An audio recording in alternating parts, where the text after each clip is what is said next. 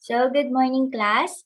Please turn on your cameras and mute your microphones and unmute when you need to say something important and if I call you for you to answer. So, before anything else, let's pray first. And Miss Natalie, please read the prayer. Father God, come be with us today. Fill our hearts with joy. Fill our minds with learning. Fill our class with peace. Fill our lessons with fun. Amen. Amen. So, thank you, Miss Natalie. Again, good morning. I hope you feel wonderful today. So, let's check your attendance. Miss Habata Natalie Doan, Present, ma'am. Ortiz Rian Rose. Present, ma'am. So, very good. There is no absent today. Before we proceed with our lesson today, let's record your lesson last meeting. So, what is the lesson last meeting? Yes, Miss Rian. Ma'am, measurement of central tendency. Yes, measure of central tendency. Very good. So, what is measure of central tendency, Miss Natalie?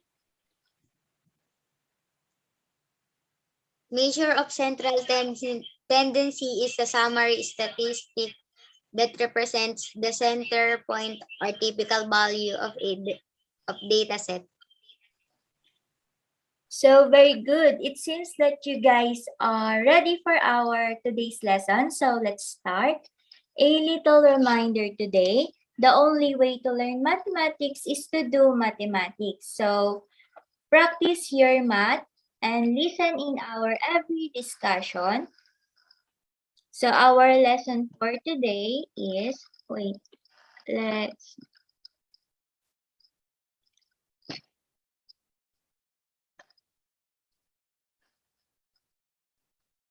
nakikita niyo ba yung share screen?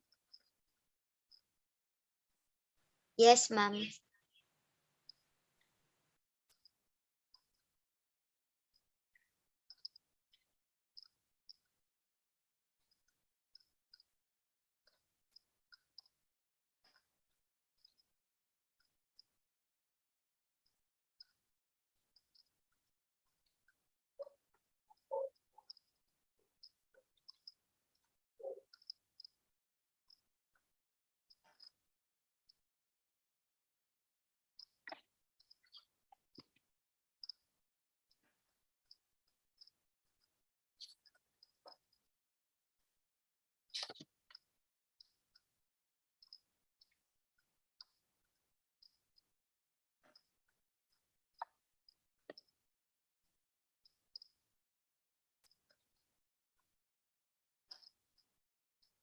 Nakikita niyo? Okay.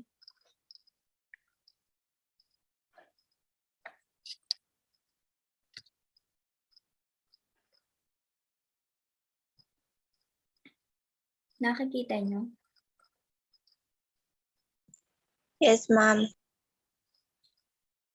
So let's start our discussion. So our lesson for today is all about measure of central tendency of ungrouped data.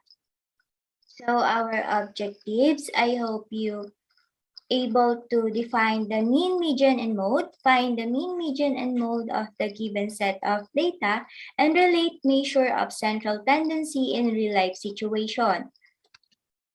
So, measure of central tendency of ungrouped data. So, Miss Rian, please read the first sentence, first bullet. Ungrouped data is a data given as individual data point. Example, score of 15 students in a quiz. So, ungrouped data means a distribution of individuals' numbers, like, for example, score of students in a quiz. So, that can give example of 5, 10, 15, etc. or a score of a set of 15 numbers. So, example, scores of batsman in last 5 matches, temperature or temperature of 6 students or the age of 15 students in a classroom. So do you understand? Yes, ma'am. Yes, ma'am. And next bullet, there are 3 commonly used measure of central tendency, and these are the mean, median, and mode, and we will talk about that today. So next, mean. Please read the definition of mean, Miss Natalie. Mean is commonly referred to as an average of all values. It is also referred as the arithmetic average. Thank you. It simply means the average of all numbers by adding all the numbers, then you divide it by the total number of numbers. So here's the formula. Mean is equals to sum of all data points divided by the total number of data points. So let's have an example for you to understand. So here's the example. The scores of 5 students in their quiz in Math 7 are 30, 40, 35, 25, and 20. So based on our formula to get the mean, what we need to do? May I call Miss Natalie? Yes, ma'am. Based on our formula to get the mean, what we need to do? Get the sum of all data points and divide to the total number of data points. So yes, very good. So based on our example, the scores of 5 students in their quiz in Math 7 are 30, 40, 35, and 20, 25, and 20. So our data set here are 30, 40, 35, and 25, and 20. So all we need to do is add them. So when we add 30 plus 40 plus 35 plus 25 plus 20 is equals to 150. And our total number of data points is 5. So if we observe based on our problem, it said that the score of students, which means it is the total of the total number of data points or their scores. Do you understand? Yes, ma'am. Then if it is not indicated or it is just a data set, you have to count it to get the sum of all data points or the total number of data points. So the sum of all data points divide the total number of data points, which is 150 divided by 5 is equals to 30, which means or therefore the mean or the average total of 6 students in their quiz in Math 7 is 30. Do you understand? Do you have any question? None, ma'am. So we proceed. So median, please read the definition of median, Miss Natalie.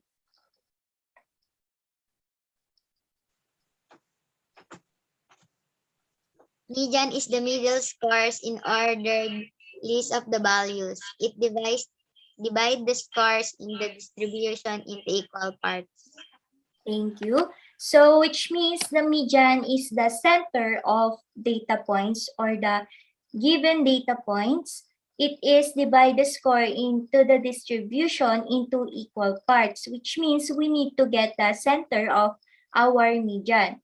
So to get the median or the center value of data points, here's the step. Please, Rian, read the step 1. Step 1. Arrange the given values in ascending order. So in step 1, arrange the given values in ascending order, which means we need to arrange our data points into highest or in the lowest, highest to the lowest or lowest to the highest. So in step 2, find the number of observation in the given set of data, which means we need to find if how many or what is the quantity of our given set of data to distinguish if it's even or odd numbers that's said in step 3. Please read the step 3, Miss Natalie. For odd numbers of terms, the median is the middle element of the sequence. Also the step 4, please read.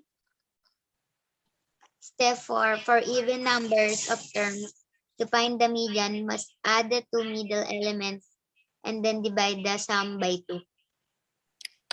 So in step 3, if our data set is count as a odd number, we just need to get its median number and it will become our median.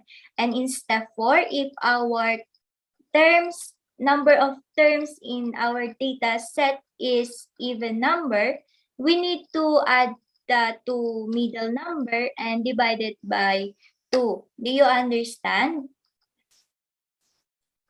Yes, ma'am. So let's have an example. So here's this example. The scores of 5 students in their quiz in Math 7 are 30, 40, 35, 25, and 20. So what is the number of observation on our data set? It is odd or even number. Miss Natalie? Add. Yes, very good. Our number of observation or the number of terms in our data set is even number, which means it's said in step 3 that we all need to do is to get the center. So by arranging our data set by lowest to highest, so we have 20, 25, 30, 35, 40. So what is the center of this data set? Which is 30. Therefore, our median is 30. Do you understand the example in odd number? Do you have any Yes, ma'am. question? None, ma'am. So let's proceed. So we have example number 2. Please read the example number 2, Miss Rian Rose. Example number 2. The scores of 6 students in their quiz in Math 7 are 30, 40, 35, 25, 20, 20. So based on our problem, what is the number of observation on our data set? It is odd or even number. Even number. Yes, very good. Our data set is count as a even number. So by arranging our data set in lowest to highest, we have 20, 20, 25, 30, 35, and 40. So here is the formula for our median by even number data set. So we have median is equals to number of the middle number of our data set divided by 2. So what is the middle number? Miss Natalie?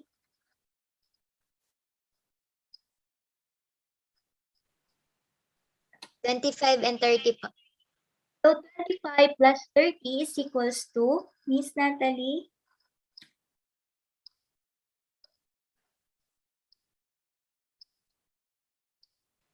$55. Yes, very good. Then based on our problem by adding the two middle number, then divided by 2. So our median is 27.5. So do you understand?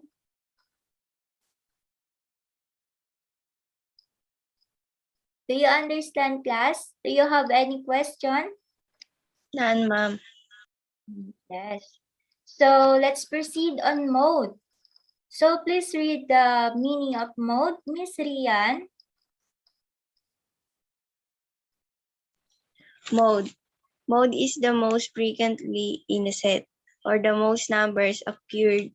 The most mode is classified as unimodal, bimodal, trimodal, or multimodal.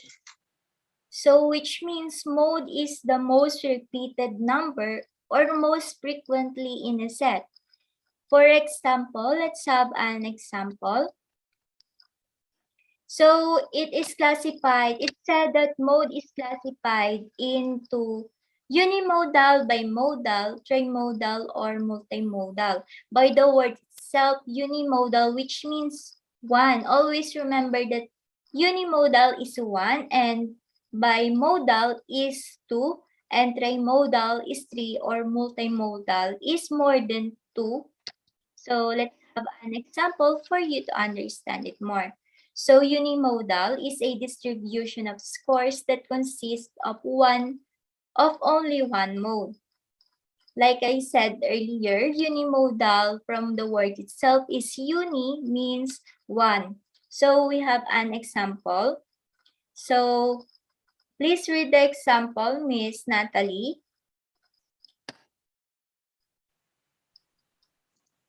20, 25, 30, 35, 40. So Ma'am, pati. yes, please, you can proceed on reading the selection. Hence, the most repeated number is 20 only. Therefore, score distribution, it is unimodal. Yes, the most repeated number is 20 only. So which means we have a score distribution and it is unimodal. So next, please read the bimodal, Miss Rian. Bimodal is a distribution of scores consists of two modes. So example of bimodal is 20, 20, 25, 30, 35, 40, 40. So what is the most repeated numbers, Miss Rian? 20 and 40. Yes, very good. So therefore, we have a different two numbers repeated the most, and the score distribution is bimodal. And the trimodal or multimodal is the distribution of scores that consists of more than two modes. So it means it has a three or more different numbers that repeated in a data set. So next, so let's have here an example in mode. So in first bullet, answer what is the distribution of the score and what is the most repeated numbers, Miss Natalie? 5, ma'am. And what is it? It is unimodal, bimodal, or multimodal. Unimodal. Yes, very good. So in bullet number 2, Miss Rian. 4, 8, and 9, ma'am. Yes, very good. And it is? Trimodal. Very good. So in the third bullet,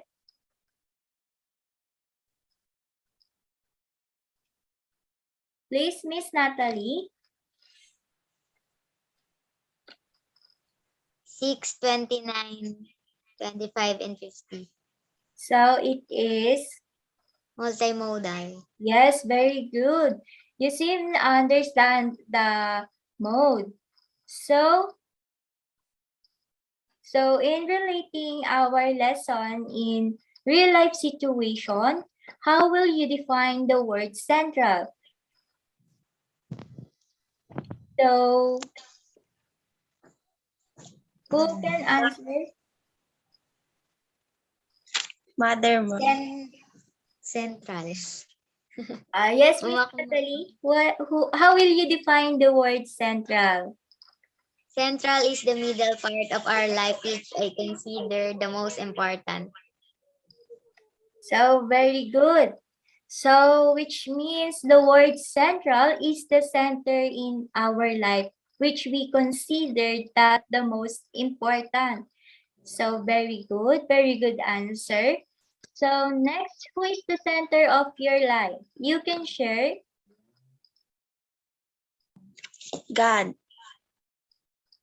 Yes, very good. Miss Natalie, who is the center of your life? My mother. Yes, very good. So every one of us has a different things or different person, individual that we considered as a center of our life.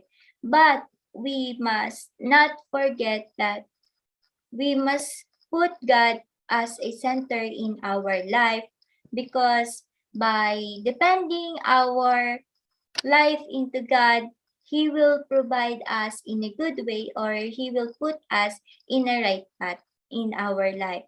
So, do you have any question about our lesson today? None, ma'am. Oh, ma'am. So, if you don't have any question, then I have a question.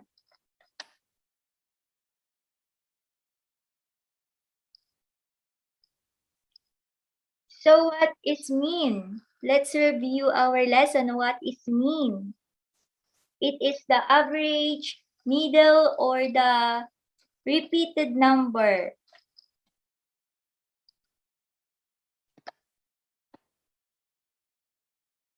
Yes, Miss Natalie. It is average. It is average or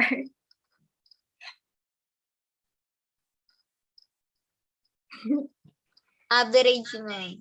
yes, very good. Mean is the average of all data set or the total of data set. And by getting the mean, what we are going to do. Yes, Miss Rian.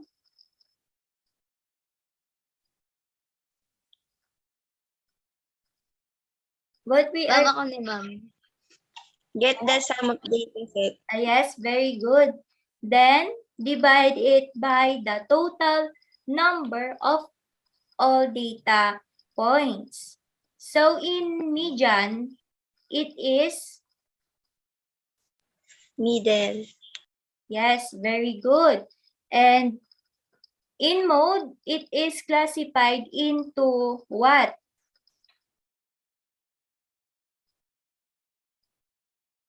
Unimodal. Yes, another. Bimodal. Trimodal. Yes, another one. Multimodal. Yes, very good. So you seem understand our lesson for today. So we will end our discussion here. So for your assessment today, I will post it in our group or in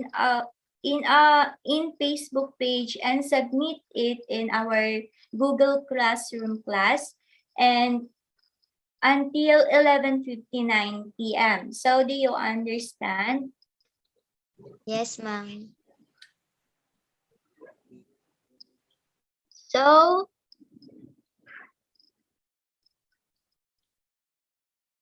Let's take a picture.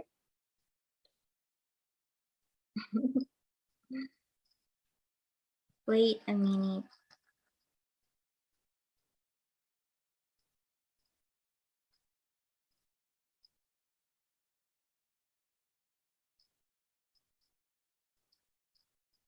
So let's take a picture.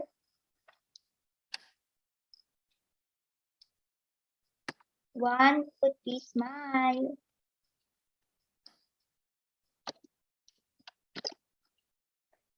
Wait lang.